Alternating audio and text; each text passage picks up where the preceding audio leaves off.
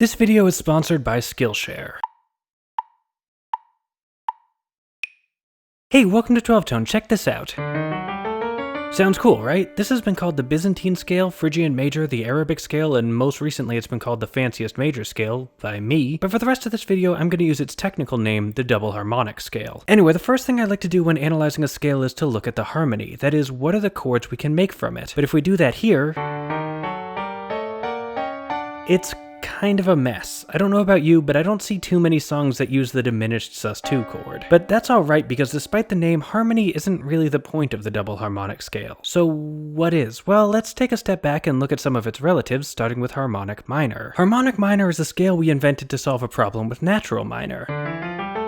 We've covered this before, but natural minor has a minor 5 chord, and for various reasons we'd really prefer if it was a dominant 7th. We can get that by raising the scale's 7th note, but that creates a new problem. This gap between the 6th and 7th is really big. It's an interval called an augmented second, kind of like a minor third but without a note in between, so melodies written in this scale are forced to include an awkward jump. This is where the name harmonic minor comes from. It's great for harmonies, but you wouldn't want to use it for melodies. At least, not traditionally. Over time, though, many composers started to view this supposed weakness as a kind of hidden strength, adding variety, color, and intrigue to their melodic shapes. The augmented second became a feature, not a bug, and we started to wonder if we could add it to other scales too. Probably the most famous version is harmonic major, which is like normal major, but with the same flat 6th we'd find in harmonic minor.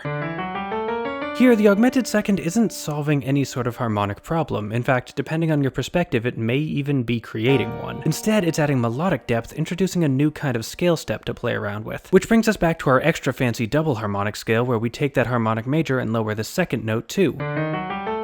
This gives us a scale with 2 different augmented seconds, here and here.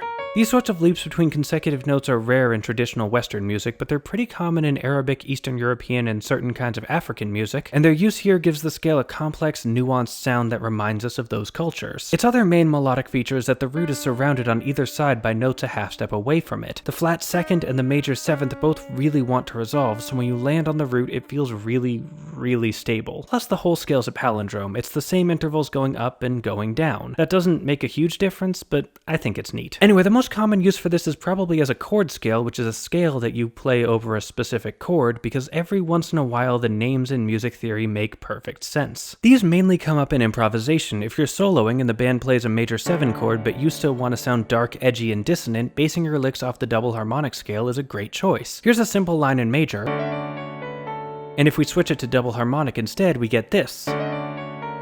It's got a lot more character, which all comes down to a thing in chord scale theory called avoid notes, which is another great name. They're notes that you want to avoid. That's not to say you can't play them at all, but they rub against the chord in a pretty noticeable way, so you don't want to sit on them for too long. They're great for quick little decorations, though, adding a little tension before stepping away to a more peaceful note, and the double harmonic scale is full of them. There's a couple different kinds of avoid notes, but a good rule of thumb is that if a note is a half step above a chord tone, it's probably gonna clash pretty hard. In the double harmonic scale, our chord tones are the root, 3rd, 5th, and 7th, and if we look at the other 3, they're all avoid notes, which means that anything but the simplest of melodies is gonna bring plenty of dissonance. The double harmonic scale also has some pretty interesting chords. I know I dismissed them earlier, but in retrospect, I may have been a bit too hasty. You see, I was building chords the traditional way by taking every other note, like the root, 3rd, and 5th, or the 2nd, 4th, and 6th, and if we do that, it's true that it winds up looking pretty messy. But if we get a little creative, we can find all sorts of other chords hiding in here. Much like the major scale, the double harmonic scale has a minor 3 chord, consisting of the 3rd, 5th, and 7th notes of the scale. But if we instead take the 3rd, 6th, and 7th, we get this, which sounds just like a major triad. The notation's a bit weird, but the scale secretly has 2 different 3 chords if you know how to look for them. Actually, it has 3. You can find an augmented triad hidden in there too, with a 3rd, the 6th, and the root. There's a lot of little things like that, but there's one that really stands out to me. If we take the 2nd note and add in the 4th, 6th, and 7th, we get a dominant 7th chord a half step above the root of the key, which for those of you who've studied jazz harmony may be setting off some alarm bells. That's right, we've got a built-in tritone substitution. For those of you who don't know what that means, it's pretty simple. It's a dominant 7th chord that resolves down a half step. Okay, you may have figured that out from the way I described it before, but I needed to make sure we were all on the same page because these things are pretty advanced, and having one that's just a part of the scale is really cool. Anyway, the last thing I want to talk about is modes. These are scales that contain all the same notes but use them differently. Like if you take the major scale, and play so that the 6th note feels like the root, you get this, which is the natural minor scale. They're closely related, but even though they look similar, they sound pretty distinct. The double harmonic scale has some interesting ones, but I'd like to focus on its 4th mode, the aptly named double harmonic minor.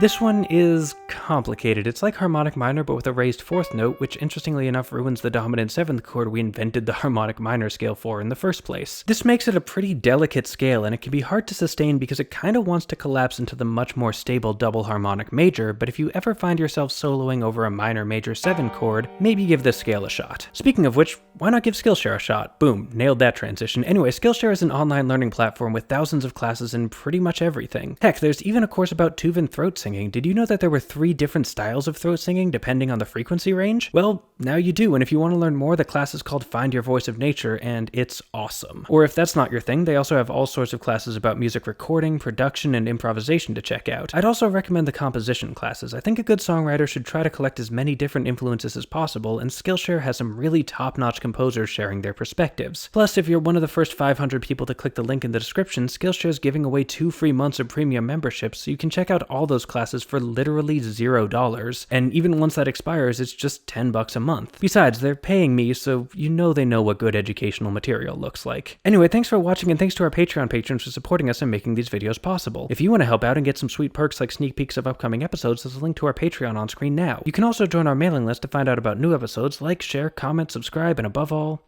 keep on rockin'.